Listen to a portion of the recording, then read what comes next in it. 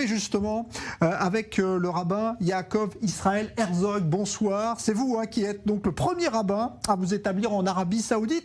Qu'est-ce qui vous a poussé à venir vous installer à Riyad? J'ai toujours rêvé d'accomplir une mission dans tout le Moyen-Orient.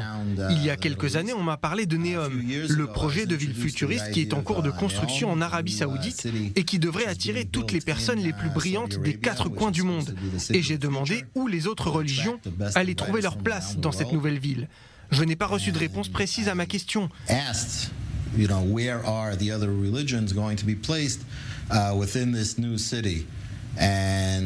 Mais j'ai compris dans quel sens le royaume se dirige en général avec le plan de développement Vision 2030.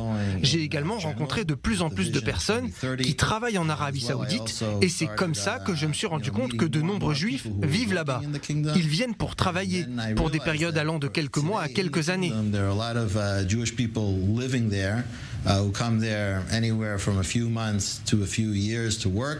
Et il y a aussi des hommes d'affaires qui y sont pour quelques jours ou quelques semaines, pour des salons, des réunions de travail.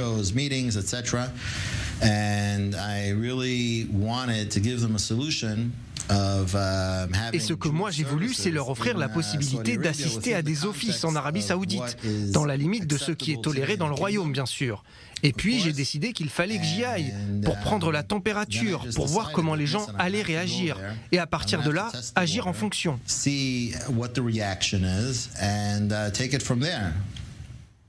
Alors, vous l'avez dit, c'est quelque chose de tout à fait nouveau pour l'Arabie Saoudite, d'avoir donc un rabbin.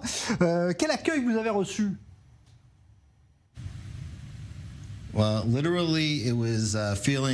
J'ai eu l'impression d'être de retour chez moi. C'est vraiment l'accueil qu'on m'a fait. J'avais réellement le sentiment de revenir au royaume et d'être le bienvenu.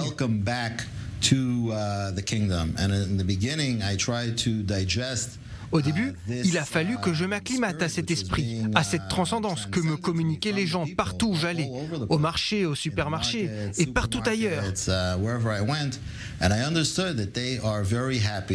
Et j'ai compris qu'ils étaient très heureux de voir quelqu'un comme moi dans le royaume. Ils étaient contents que je sois là, que je fasse plein de choses. Et vous connaissez la suite.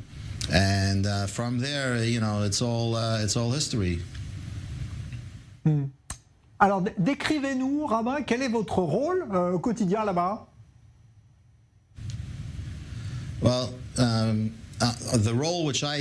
Avant tout, le rôle que ma famille et moi avons ici en Arabie Saoudite, c'est d'aider les Juifs qui viennent ici, quelle que soit la durée de leur séjour, et quoi que nous puissions faire pour eux.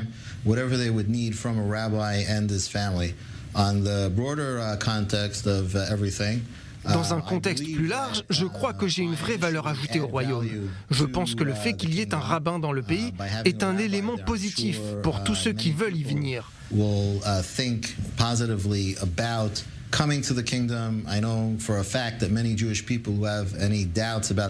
J'ai parlé avec plusieurs personnes juives qui devaient se rendre en Arabie Saoudite pour des rendez-vous professionnels et après nos conversations, elles se sentaient beaucoup plus rassurées et étaient plus confiantes dans leurs chances de réussite. Et bien évidemment, elles craignaient moins pour leur sécurité. Donc je pense que nous apportons vraiment quelque chose à l'Arabie Saoudite en tant que royaume.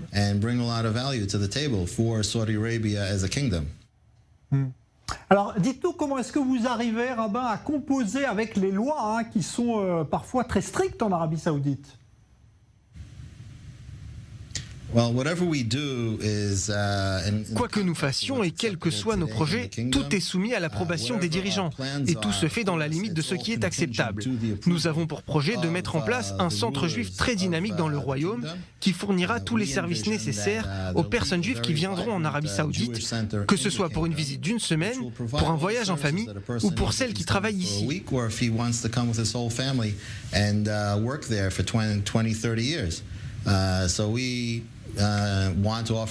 Donc nous voulons leur offrir le pack complet. Bien sûr, tout se fait avec l'approbation et l'autorisation des dirigeants du royaume. Mais je suis très confiant et je sais que les dirigeants, les législateurs et les décisionnaires comprendront l'importance de ce projet pour le royaume et toutes les retombées positives que cela pourrait engendrer.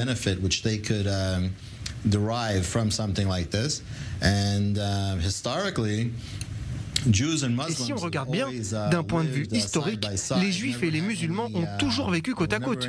Les Juifs n'ont jamais eu de difficulté à pratiquer leur religion dans un environnement musulman. Et ça n'a jamais posé de problème aux musulmans. Et dans le pays le plus important du monde islamique, là où se trouvent les deux lieux les plus sacrés de leur religion, et j'ai trouvé cela formidable. Ce sera vraiment fabuleux. I think that it'll be fantastic. Not only that, it'll just be fantastic. Yeah. Alors on sent bien que depuis quelques années, l'Arabie Saoudite tente de s'ouvrir un petit peu au monde extérieur. Parlez-nous de cette modernisation que vous constatez sur place. Well, we see a lot of change in Saudi Arabia. On assiste à beaucoup de changements en Arabie Saoudite. On voit que le pays se modernise. On ne peut pas dire qu'il s'occidentalise parce que ce n'est pas le terme qui correspond, mais il faut bien se rendre compte que c'est un royaume musulman, le pays musulman le plus important du monde. C'est là que se trouvent les lieux les plus saints de l'islam. So they are adopting many more modern concepts. Mais au fil des années, le pays a adopté des concepts modernes. Ceci étant, il protège et tient beaucoup à son héritage et à son histoire, qui est très riche. And we could see from history that one of the amazing things of the unity of the kingdom is Et l'histoire nous apprend que l'unité du royaume lui a permis de créer l'un des pays les plus sûrs du monde. Là-bas, on peut se promener sans crainte. On n'a pas de peur de se faire agresser.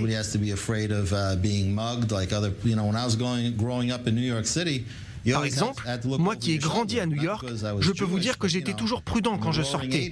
Non pas parce que j'étais juif, mais dans les années 80, les gens se faisaient souvent agresser. On leur volait leur argent. And in Saudi Arabia, this is totally unheard of. Personal safety is top priority over there, and it's a fact. Alors qu'en Arabie Saoudite, la sécurité des individus est la priorité absolue. C'est un fait. Avec l'unification du royaume, les dirigeants ont intégré la charia dans un contexte très ordonné. Ils ont instauré un tribunal. Et tout le monde sait que c'est là qu'il faut se rendre en cas de problème. On ne prend pas d'initiative personnelle pour faire appliquer quelque chose. Si une chose doit être imposée, c'est le royaume ou le tribunal qui s'en chargera. Et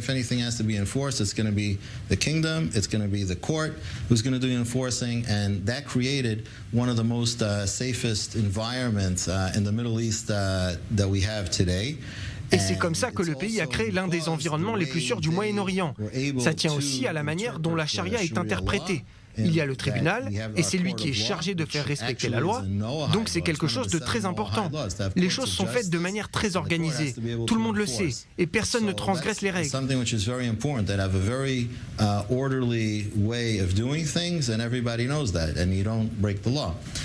With that being said, I of course work within the context of what's acceptable. Ceci étant, je travaille dans la limite de ce qui est acceptable, et nous ne faisons rien qui ne respecte pas la loi. Et nos actions parlent pour nous. Nous respectons le royaume, nous respectons son héritage et son histoire. But our actions, I think, speak for themselves. That we respect the kingdom, we respect their very rich heritage and their history. Alors, pour terminer, vous teniez à faire la distinction. Vous n'êtes pas en Arabie Saoudite en tant qu'ambassadeur d'Israël pour parler de normalisation, mais vous êtes bien là-bas un rabbin qui veut diriger une communauté juive sur place. Je tiens à préciser une chose très importante. Tout ce que je fais n'a aucun rapport avec un accord potentiel entre l'État d'Israël et le Royaume d'Arabie Saoudite. Ce qu'on voit ici, c'est qu'il y a un respect mutuel entre les musulmans et les juifs, quel que soit leur pays d'origine ou leur nationalité. Je ne sais pas s'il y aura un accord. Peut-être que ça se fera, demain ou dans 30 ans. Mais mes actions ne sont pas en lien avec un potentiel traité. Je ne fais pas la promotion d'un accord.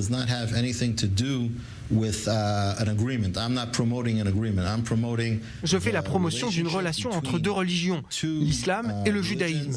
Les deux religions ont toutes les deux une histoire riche, et nos deux peuples ont même certains points communs génétiques. Et c'est de cela dont je parle.